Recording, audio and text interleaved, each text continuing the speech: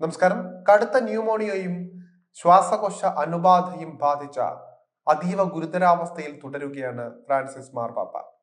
88-കാരനായ മാർപ്പാപ്പ ബോധവാനാണെന്നും ശ്വാസകോശ അണുബാധ ഉള്ളതിനാലും രക്തം നൽകിയതിനാലും ഉയർന്ന അളവിൽ ഓക്സിജൻ കൊടുക്കുന്നുണ്ട് എന്നുമാണ് വത്തിക്കാൻ അറിയിക്കുന്നത്. അർജന്റീനക്കാരനായ ഫ്രാൻസിസ് മാർപ്പാപ്പ 2013 ചുമതലയേറ്റത്.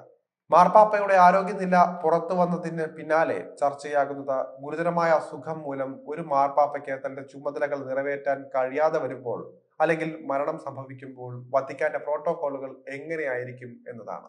റോമൻ കാത്തോലിക്ക സഭയുടെ നേതാവായ ഒരു മാർപ്പാപ്പ മരിക്കുമ്പോൾ ലോകത്തിലെ 1.3 ബില്യൺ കാത്തോലിക്ക വിശ്വാസികൾ പുതിയ മാർപ്പാപ്പയുടെ തിരഞ്ഞെടുപ്പിനായി കാത്തിരിക്കും. അതായത് പുതിയ മാർപ്പാപ്പയെ തിരഞ്ഞെടുക്കുന്നു എന്നതിന്റെ സൂചനയായി സിസ്റ്റൈൻ ചാപ്പലിൽ നിന്നുള്ള വെളുത്ത പുകയ്ക്കായി കാത്തിരിക്കും. ഒരു മാർപ്പാപ്പ മരിക്കുമ്പോൾ വത്തിക്കാൻ ഇന്റർരഗ്നത്തിലേക്ക് കടക്കും. മാർപ്പാപ്പയുടെ മരണത്തിനും ഒരു പുതിയ നേതാവിനെ തിരഞ്ഞെടുക്കുന്നതിനും ഇടയിലുള്ള സമയത്തെയാണ് ഇന്റർരഗ്നം എന്ന് പറയുന്നത്. കാമർലെങ്കോ അഥവാ വത്തിക്കാനിലെ സ്വത്തുക്കളുടെയും വരുമാനത്തിന്റെയും അഡ്മിനിസ്ട്രേറ്റർ മരണം സ്ഥിരീകരിക്കുന്നതോടെയാണ് ഈ ഒരു പ്രക്രിയ ആരംഭിക്കുന്നത്. മാർപ്പാപ്പയുടെ മാമോദീസ പേര് 3 പ്രാവശ്യം വിളിച്ചാണ് അദ്ദേഹം ഇത് ചെയ്യുന്നത്. പ്രതികരണമില്ല എങ്കിൽ മാർപ്പാപ്പ വിട ചൊല്ലിയതായി ഔദ്യോഗികമായി പ്രഖ്യാപിക്കുന്നു.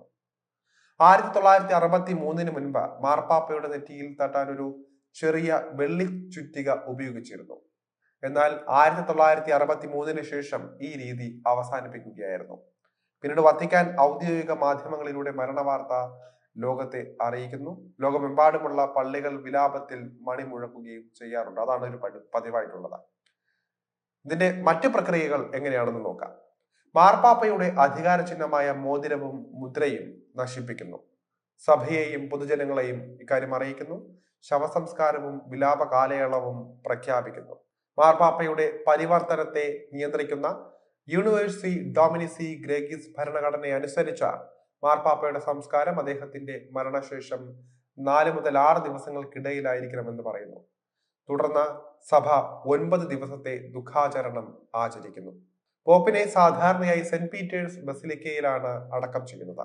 ഇനി പുതിയ പോപ്പിന്റെ തെരഞ്ഞെടുപ്പാണ് പിന്നീട് നടക്കുന്നത്. അതും വ്യത്യസ്തമാണ്.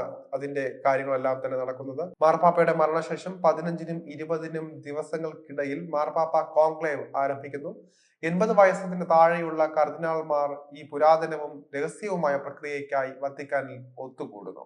മാധ്യമങ്ങളോ ഫോണുകളോ മറ്റും പുറംലോകവുമായി ബന്ധപ്പെടാതെ അവർ ക്രിസ്ത്യൻ ചാപ്പലിനുള്ളിൽ ഒത്തുകൂടുന്നു. ഒരു സ്ഥാനാർത്ഥിക്ക് മുന്നിൽ 2 ഭൂരിപക്ഷം ലഭിക്കുന്നത് വരെ അവർ ഒന്നിലധികം റൗണ്ടുകളിൽ വോട്ട് ചെയ്യുന്നു.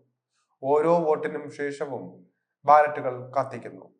പുറത്ത് ലോകജനത തീരുമാനത്തിനായി കാത്തിരിക്കുന്നു. സിസ്റ്റൈൻ ചാപ്പലിൽ നിന്ന് കറുത്ത പുക ഉയർന്നാൽ തീരുമാനം ആയില്ല.